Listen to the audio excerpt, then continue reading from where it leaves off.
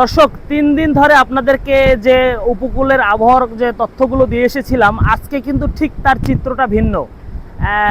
আজকে কিন্তু রৌদ্রোজ্জ্বল আবহাওয়া এবং সকাল থেকে কিন্তু আমরা সূর্যের দেখা মিলেছে উপকূলের পুরো আকাশে, এবং বেলা করার সঙ্গে সঙ্গে কিন্তু রৌদ্রের তাপও বেড়েছে।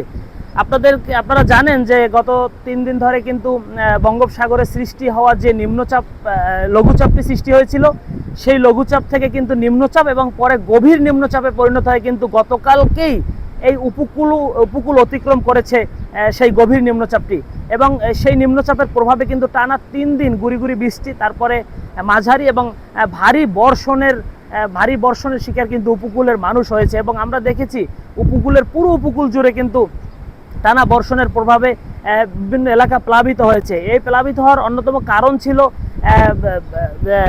সমুদ্র এবং নদীতে যখন জোয়ার এসেছে, জোয়ারের পানি কিন্তু স্বাভাবিকের থেকে 3 থেকে 4 ফুট উচ্চতা বৃদ্ধি পেয়েছিল। এই পানি বৃদ্ধির কারণেই কিন্তু বিভিন্ন এলাকা প্লাবিত হয়েছে, নিম্ন অঞ্চলগুলো প্লাবিত হয়েছে। পটুয়াখালী জেলার কলাপাড়া উপজেলা সহ রাঙ্গাবালী উপজেলা সহ বিভিন্ন এলাকা কিন্তু আমরা দেখেছি যে অধিকাংশ এলাকার মানুষ কিন্তু পানিবন্ধ হয়েছে। এর মধ্যে সবচেয়ে রাঙ্গাবালী যে উপজেলাটি রয়েছে, পটুয়াখালীর কলাপাড়ার পার্শ্ববর্তী যে উপজেলা রাঙ্গাবালী, সেই রাঙ্গাবালী কিন্তু পুরো বিচ্ছিন্ন হয়ে গেছে, জেলার সাথে যোগাযোগ ব্যবস্থা বিচ্ছিন্ন ছিল। প্রচণ্ড ঝড়ের কবলে কিন্তু নৌকা চলাচল এবং ট্রলার চলাচলগুলো বন্ধ হয়ে গেছিলো, ফেরি চলাচল বন্ধ হয়ে গেছিলো। সেজন্য কিন্তু পুরো জেলা থেকে এই উপজেলাটি পুরো বিচ্ছিন্ন হয়ে গেছিলো, এবং অধিকাংশ এলাকায় কিন্তু বিদ্যুৎ বিচ্ছিন্ন ছিল ঝড়ের কারণে।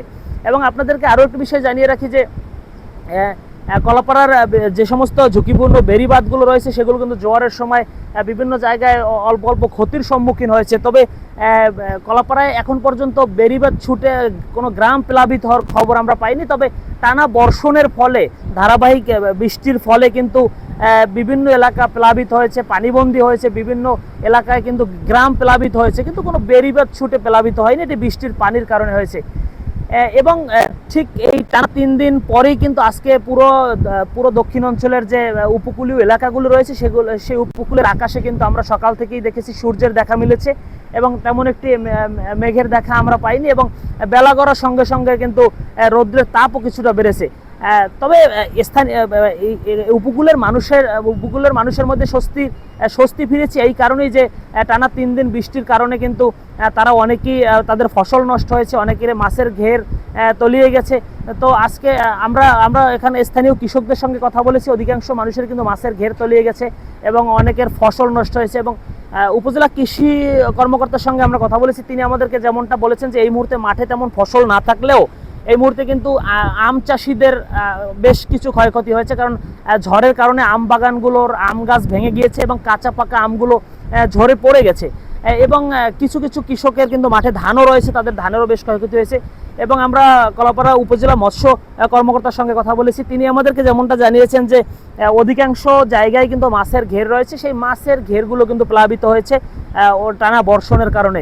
এবং তবে আজকের পর থেকে এই পরিবেশ এবং পরিস্থিতি কিছুটা পরিবর্তন হবে বলে তারা মনে করছেন। তো আমরা উপজেলা প্রশাসনের সঙ্গেও কথা বলেছি, উপজেলা প্রশাসন আমাদেরকে জানিয়েছেন যারা বেশি ক্ষয়ক্ষতির শিকার হয়েছেন আমরা তাদের কমিটি করে দিয়ে তাদের সরকারি যে সহায়তা, সেই সহায়তা পৌঁছে দেওয়ার আমরা আপ্রাণ চেষ্টা করছি।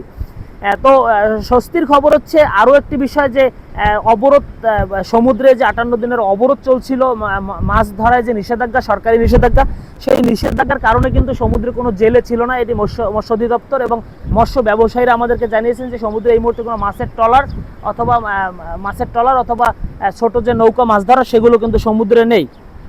না থাকার কারণেই মূলত তারা সমুদ্রে, যে আমরা জানি যে ঝড়ের সময় সমুদ্রে ট্রলার ডুবির ঘটনা ঘটে, জেলে নিখোঁজের ঘটনা ঘটে, সেরকম কোনো খবর কিন্তু এইবার আমরা পাইনি।